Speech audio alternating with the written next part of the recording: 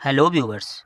आज के इस वीडियो में हम एनसीईआरटी गणित कक्षा 10 की प्रश्नावली 5.4 जो कि एक ऐच्छिक प्रश्नावली है का प्रश्न नंबर 4 हल करेंगे। इस प्रश्न में कहा गया है कि एक पंक्ति में मकानों को क्रमागत रूप से संख्या 149 तक अंकित किया गया है। दर्शाइए कि x का एक ऐसा मान है कि x से अंकित मकान से पहले के मकानों की संख्याओं का योग उसके बाद वाले मकानों की संख्याओं के योग के बराबर है। तो x का मान ज्ञात कीजिए।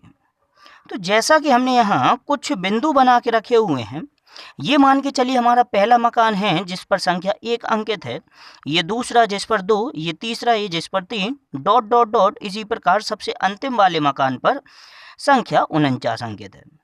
इन मकानों के बीच में कोई एक मकान है जिसकी हमें संख्या नहीं पता है, हमने उसे x कह दिया। अब प्रश्न में कहा गया है कि x से अंकित मकान से पहले के मकानों की संख्याओं का योग, यानी कि x से पहले जो मकान आ रहे हैं उनकी संख्याओं का योग। तो x से पहले कितने मकान आ रहे होंगे?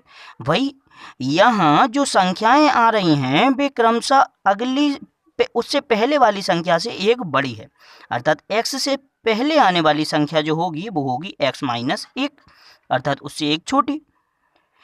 कहा गया था कि x से अंकित मकान से पहले वाले मकानों की संख्याओं का योग, यानी कि x-1 तक के मकानों की संख्याओं का योग उसके बाद वाले मकानों की संख्याओं के योग के बराबर है। तो x का मान ज्ञात कीजिए।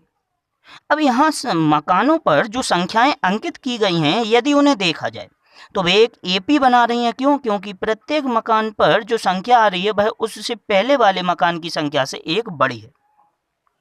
जैसा कि हमने यहाँ लिख दिया कि इस प्रकार मकानों पर अंकित संख्याएं एक एपी बनाती हैं। तो अगर ये संख्याएं एपी में हैं तो इसका प्रथम पद हो जाएगा 1। सार्वांतर वही डी निकालने के लिए हम दूसरे पद से पहले पद को घटा देंगे जो कि आ गया हमसे 1। अब जब भी कभी हमसे यहाँ पर योगफल ज्ञात करने के लिए कहा जाएगा या nवां पद ज्ञात करने के लिए कहा जाएगा, हम यहाँ पे एपी के योगफल या फिर nवें पद वाला सूत्र लगा सकते हैं।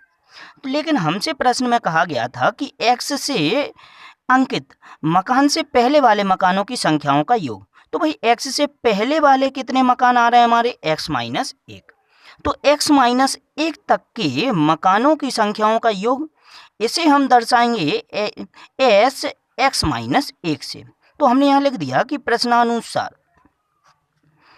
s x-1, इसका मतलब x से पहले वाले मकानों तक की संख्याओं पर x-1 तक की संख्याएं अंकित थीं, अर्थात हम 1 से लेकर x-1 तक की संख्याओं का योग कर रहे हैं, जिसे हम लिखेंगे s x-1 बराबर है। किसके बराबर है यह? उसके बाद अर्थात x के बाद आने वाले मकानों की संख्याओं के योग के बराबर है। तो भाई x के बाद आने वाले मकानों पर जो संख्याएं अंकित होंगी उनका योग हम कैसे निकाल सकते हैं? क्योंकि एपी के nवें पद का योगफल का जो सूत्र होता है वो होता है प्रथम पद से, तो बीच से तो हम योगफल ज्ञात कर नहीं सकते हैं। इसके लिए हम क्या करेंगे? तो x वाले मकान से बाद वाले मकान तक के योग को हमें निकालने के लिए हम सबसे पहले 1 से लेकर 49 तक के मकानों के पर लिखी संख्याओं का योगफल ज्ञात करेंगे, जिसमें से हम घटा देंगे 1 से लेकर x तक की स्थानों पर लिखी संख्याओं के योग को। तो हमने यहाँ लिख दिया s49 माइनस एस एक्स। तो 1 से 49 तक के मकानों की संख्याओं पर लिखे योग में से अगर s-x अर्थात 1 से x तक के मकानों की संख्याओं के योग को हम घटा दें तो हमें x से बाद वाले मकानों की संख्याओं का योग पता चल जाएगा। तो इस प्रकार हमने एक समीकरण बना लिया। ये समीकरण कैसे निकला? समीकरण हमारा निकला, हमें दिया गया था x से अंकित मकानों से पहले वाले मकानों की संख्याओं का योग जो कि s x-1 है, और जो बराबर है x के बाद वाली संख्या x के बाद वाले मकानों की संख्याओं के योग के, जो कि निकला s49 माइनस एस एक्स। अब इन्हें सरल करके हम यहाँ x का मान ज्ञात करेंगे, लेकिन सरल करने के लिए हम सबसे पहले AP के nवें पद के योगफल का सूत्र यहाँ लिखते हैं, जो कि है Sn बराबर n/2 into 2a plus n-1 into D. अगर Sn को हम इस प्रकार से दर्शा सकते हैं, इसी प्रकार हम s x-1 इसे लिख देंगे। भाई n के स्थान पर इस बार हमारा x-1 आ गया, तो सूत्र के अनुसार n/2 यानी कि x-1/2 गुणा 2a वैसे का वैसा ही प्लस n के स्थान पर x माइनस 1 और 1 माइनस ही पहले से लिखा है तो माइनस 1 गुणा d बराबर हो जाएगा s 49, इस बार n के स्थान पर 49 आ गया तो 49/2 गुणा ब्रैकेट में हमारा 2a प्लस n के स्थान पर 49 माइनस 1 गुणा d। आगे एस एक्स इसे लिख दिया जाएगा x/2 into 2a plus x minus 1 गुणा d। इसे हम यहाँ सरल कर लेंगे। x माइनस 1/2 वैसे का वैसा ही लिख दिया गया। यहाँ a के स्थान पर a का मान जो कि हो जाएगा गुणा 1 प्लस यहाँ -1 और -1 दोनों ही जुड़ गए x माइनस 2 इंटू d का मान हमारा 1 बराबर 49/2। इसमें भी हमने a और d का मान रखा, a का मान 1 प्लस 49 में से 1 घट गया हमारा 48 गुणा d का मान 1 माइनस x/2 वैसे का वैसा ही इस ब्रैकेट के अंदर भी a और d के मान रखे 2 गुणे 1 प्लस x माइनस 1 गुणा d के स्थान पर हमारा 1। सरल करेंगे इसे भाई x माइनस 1/2 ब्रैकेट के बाहर वैसे का वैसा ही 2 और 1 का गुणा हुआ 2 आ जाएगा प्लस ब्रैकेट के अंदर 1 का गुणा होगा वही का वही आएगा x माइनस 2 बराबर 49/2। यहाँ 2 और 1 का गुणा 2 प्लस 48 और 1 का गुणा 48 माइनस x/2। यहाँ 2 और 1 का गुणा 2 ब्रैकेट के अंदर 1 का गुणा हुआ वैसे का वैसा ही लिख देंगे x माइनस 1। अब आगे हमारा यहाँ प्लस के 2 से ये माइनस का 2 कैंसिल हो गया x माइनस 1/2 गुणा का x वैसे का वैसा ही लिखा है बराबर 49/2 गुणा 2 का हमारा 48 में गुणा हुआ जो कि आ गया 50 माइनस x/2 ब्रैकेट में हमारा 2 और 1 दोनों ही घट गए प्लस का 1 x प्लस 1। इस प्रकार हम इसे सरल करेंगे।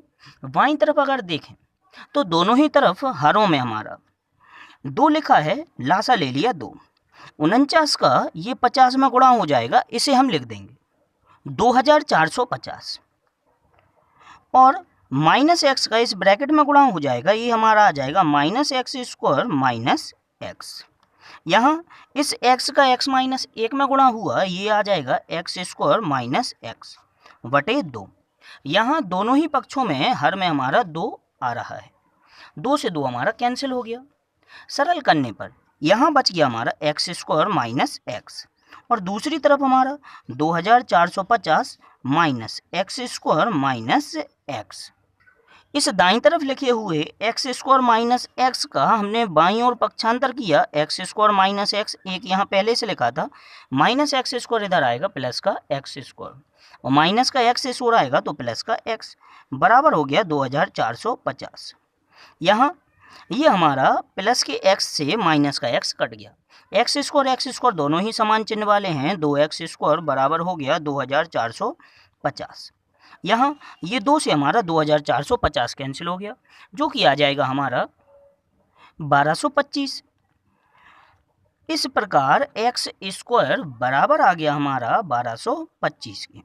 यहाँ स्क्वायर का हमने दूसरी ओर पक्षांतर किया, पक्षांतर होने पर हमारा प्लस माइनस का चिन्ह आएगा और 1225 पर अंडर रूट का चिन्ह आ जाएगा। 1225 इसका वर्गमूल हमारा आता है 35, तब x बराबर आ गया प्लस माइनस 35। लेकिन जो x है वह 1 से लेकर 49 तक की संख्याएं हैं और 1 से लेकर 49 तक की संख्याओं में -35 तो आता नहीं है, तो हमने यहाँ लिखा चूंकि x बराबर नहीं हो सकता है -35 के, अतः x बराबर होगा 35। इस प्रकार हमने दिए गए प्रश्न में x का मान ज्ञात कर लिया, जिसका मतलब जो हमारे 49 मकान दिए गए थे उनमें 35वें मकान से पहले वाले मकान पर अंकित संख्याओं का जो योग है वो बराबर होगा 35वें मकान से बाद वाले मकानों पर अंकित संख्याओं के योग के।